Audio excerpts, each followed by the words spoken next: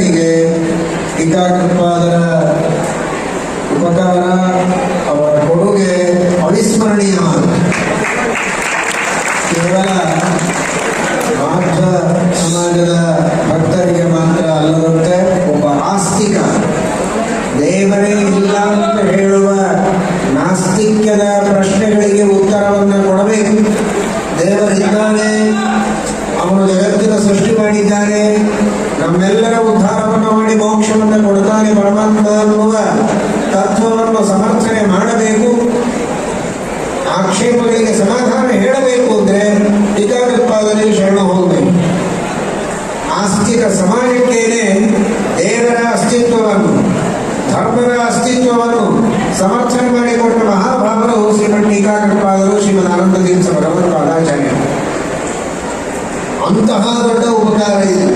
ಏನೋ ಒಂದು ದೊಡ್ಡ ಉತ್ಸವ ಅಂತ ಈ ಸಂದರ್ಭದಲ್ಲಿ ನಮ್ಮ ಹಿರಿಯರು ಇಲ್ಲಿ ಸೇರ್ತಾ ಇದ್ರು, ನಾವು ಬರಬೇಕು ಅನ್ನೋದಕ್ಕೆ ಬಂದಿದ್ದೇವೆ ಅಂತ ಭಾವಿಸಬೇಡಿ. ಅಷ್ಟು ದೊಡ್ಡ ಅನುಗ್ರಹ ಇದೆ. ಮನುಷ್ಯನಿಗೆ ಉದ್ಧಾರ ಆಗಬೇಕು ಧರ್ಮದಿಂದ.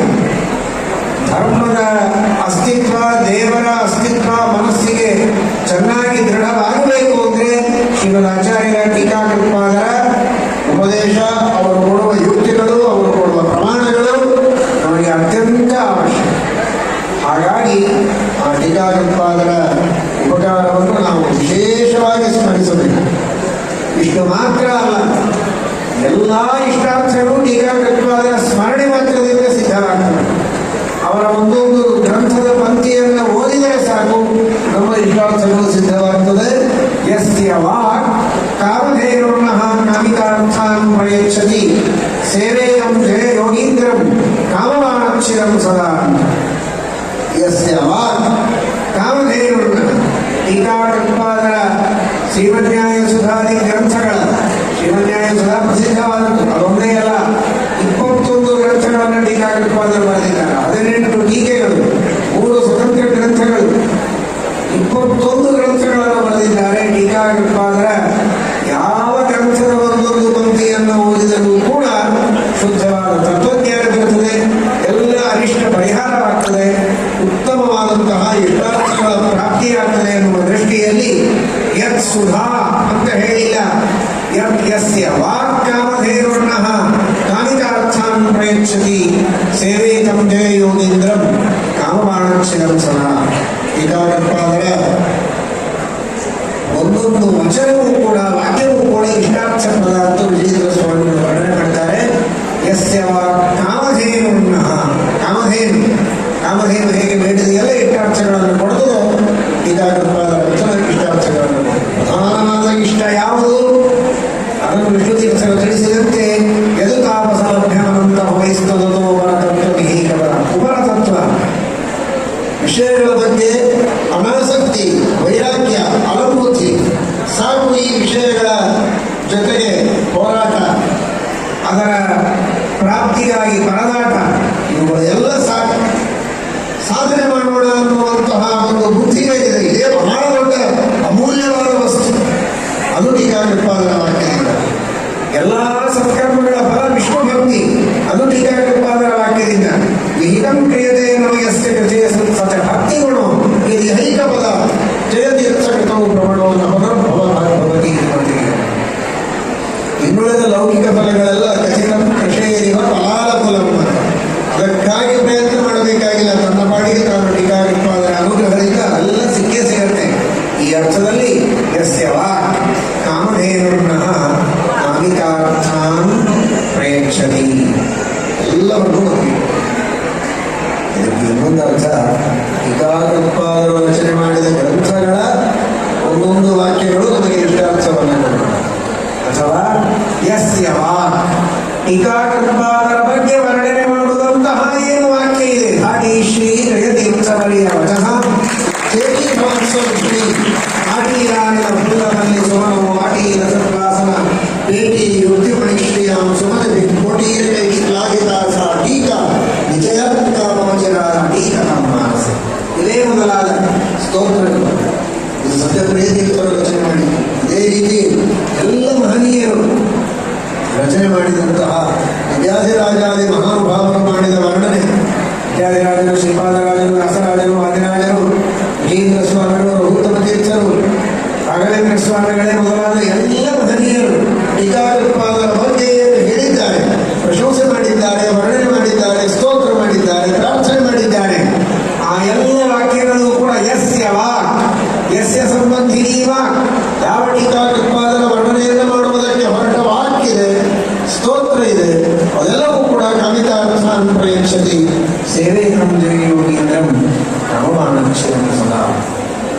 ನಮ್ಮ ನಾಮಮಾನವನ್ನು ಛೇದನ ಮಾಡಿ ವಿಷಯಗಳ ಬಗ್ಗೆ ಇರುವ ಆಸಕ್ತಿಯನ್ನು ದೂರ ಮಾಡಿ ಭಗವಂತನ ಕಡೆಗೆ ನಮ್ಮನ್ನು ಕರೆದುಕೊಂಡು ಹೋಗುತ್ತಾರೆ.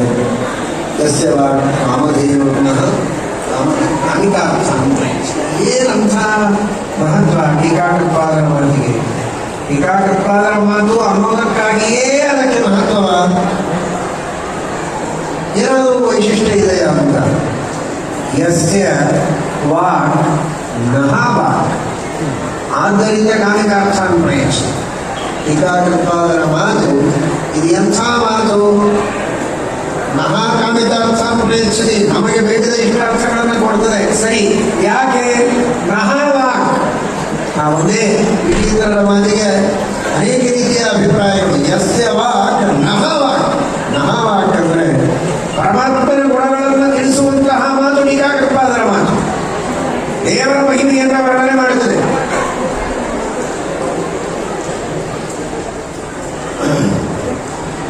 ಶ್ರೀಮದ್ಭಾಗವತದಲ್ಲಿ ತಿಳಿಸುವಂತೆ ಸವಾಗ್ನಿಸರ್ಗೋ ಜನತಾಗ ವಿಪ್ಲವೋ ಯಸ್ಮಿನ್ ಪ್ರತಿಶ್ಲೋಕಮಬದ್ಧವದ್ಯಪಿ ನಾಮಾನ್ಯನಂ ತಸ್ಯ ಯಶೌಕಿತಾನಿ ಯತ್ ಶೃಣ್ವಂತಿ ಗಾಯಂತಿ ಗೃಣಂತಿ ಸಾಧವಃ.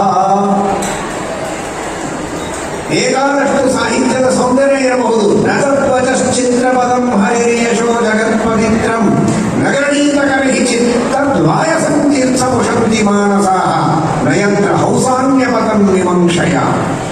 ಕಾಗೆ ಸ್ನಾನ ಮಾಡುವ ಕೊಳಚ ನೀರು ದೇವರ ಮಹಿಮೆಯನ್ನು ಕೊಂಡಾಡುವ ಸಾಹಿತ್ಯವಾಗಿದ್ದರೆ, ಅದು ವಿಪರೀತವಾಗಿ ಸಾಹಿತ್ಯ ಇಲ್ಲ, ಸೌಂದರ್ಯ ಇಲ್ಲ, ದೇವರ ಮಹಿಮೆಯನ್ನು ಕೊಂಡಾಡುತ್ತಾರೆ ಅಂದರೆ ಸವಾಗ್ನಿಸರ್ಗೋ ಜನತಾಗ ವಿಪ್ಲವ, ಎಲ್ಲರ ಪಾಪಗಳನ್ನು ತೊಳೆದು ಹಾಕುವ ಅಮೃತ ತೀರ್ಥ, ಮೋಕ್ಷವನ್ನು ಕೊಡುವಂತಹ ತೀರ್ಥ. ಯಾವ ಶಾಸ್ತ್ರದಲ್ಲಿ ದೇವರ ಮಹಿಮೆ ಇದೆ ಅದು ಪವಿತ್ರವಾದದ್ದು, ಜಗತ್ ಪವಿತ್ರಂ ಎಂಬುದಾಗಿ ಶ್ರೀಮದ್ಭಾಗವತ ವರ್ಣನೆ ಮಾಡಿದೆ. ಹಾಗಾಗಿ ನಃ ವಾಕ್ ಅಂದರೆ ಭಗವಂತನ ರೂಪಗಳನ್ನು, ಭಗವಂತನ ಗುಣಗಳನ್ನು, ಭಗವಂತನ ಮಹಿಮೆಯನ್ನು ತಿಳಿಸುವಂತಹ ಮಾತು. ನಃ ಅನ್ನೋದಕ್ಕೆ ಹೀಗೆ ಅರ್ಥ ಬರ್ತದೆ ಅಂತ 5ನೇ ಭಾಷ್ಯದಲ್ಲಿ ಶ್ರೀಮದಾಚಾರ್ಯರು ಮೇ ಅನ್ನುವ ಶಬ್ದಕ್ಕೆ ಅಹೇಯಸ್ಯ ವಿಷ್ಣೋಹೋ ಅಂತ ಅರ್ಥ ಮಾಡಿದ್ದಾರೆ. ಅಹಂ ಎಂಬ ಶಬ್ದ ಅಹೇಯನಾದ ಪರಮಾತ್ಮನನ್ನು ಹೇಳಿಕೊಡುತ್ತದೆ.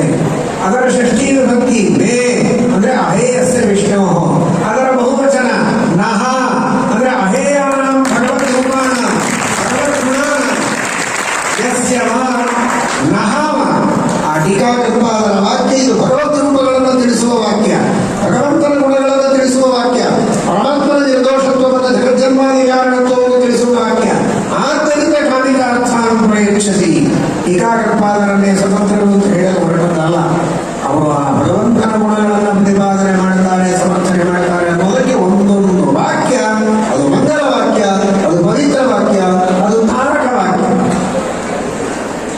ಯಾರೋ ಬರ್ತಾ ಇರುವಾಗ ಅಂತಿದ್ರು, ಎಲ್ಲ ಚಲೋ ಇದೆ, ವ್ಯವಸ್ಥೆ ಎಲ್ಲ ಚೆನ್ನಾಗಿದೆ, ಪವರ್ ಇದೆ, ಅಡಿಗೆ ಊಟ ಉತ್ಸವ ಇಲ್ಲ, ಮಳೆ ಒಂದು ಬೈಬಾರ್ದು. ಹಾಗೆ ಸಂತೋಷ ಪರಿಷತ್ ಹೇಳ್ತದೆ, ಯಾವುದನ್ನು ದೇವರೇನು ಕೊಟ್ಟರು ಸ್ವೀಕಾರ ಮಾಡಬೇಕು. ಬಿಸಿಲು ಕೊಟ್ಟರು ಸರಿ, ನಿಮಗೆ ಸಾಕಾಗಿದ್ರೆ ಮನೆ ಒಳಗೆ ಕೊಡ್ರಿ, ಬಿಸಿಲು ಯಾಕೆ ಕೊಟ್ಟ ದೇವರು ಬೈಬಾರ್ದು ಹೋಗ್ತಿದೆ. ಸಂತೋಷ ಪರಿಷತ್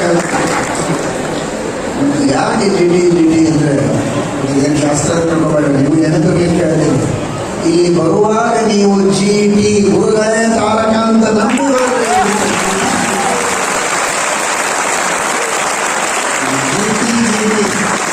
ಏನು ಗುರುಗಳಿದ್ದಾರೆ, ಇವರೇ ನಮಗೆ ತಾರಕ.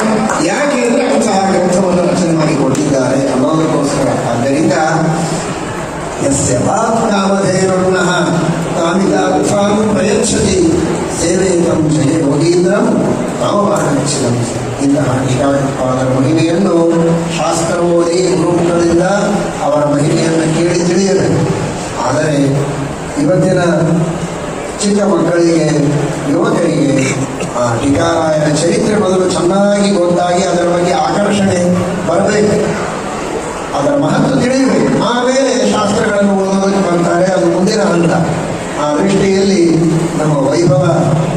ಭಾಸ್ಕರ್ ಅನ್ನುವರು ಈ ಟೀಕಾಕೃತ್ಪಾದರ ಚಲನಚಿತ್ರದ ಮಾಧ್ಯಮದಿಂದ ಅವರ ಚರಿತ್ರೆಯ ಪ್ರಚಾರ ಮಾಡಬೇಕು ಅನ್ನುವ ಸಂಕಲ್ಪವನ್ನು ಮಾಡಿ ಬಹಳ ಪ್ರಯತ್ನ ಮಾಡ್ತಾ ಇದ್ದಾರೆ. ಅತ್ಯಂತ ಅಭಿನಂದನೀಯವಾದದ್ದು. ದೇವರು ಅವರಿಗೆ ವಿಶೇಷವಾಗಿ ಅನುಗ್ರಹವನ್ನು ಮಾಡಿ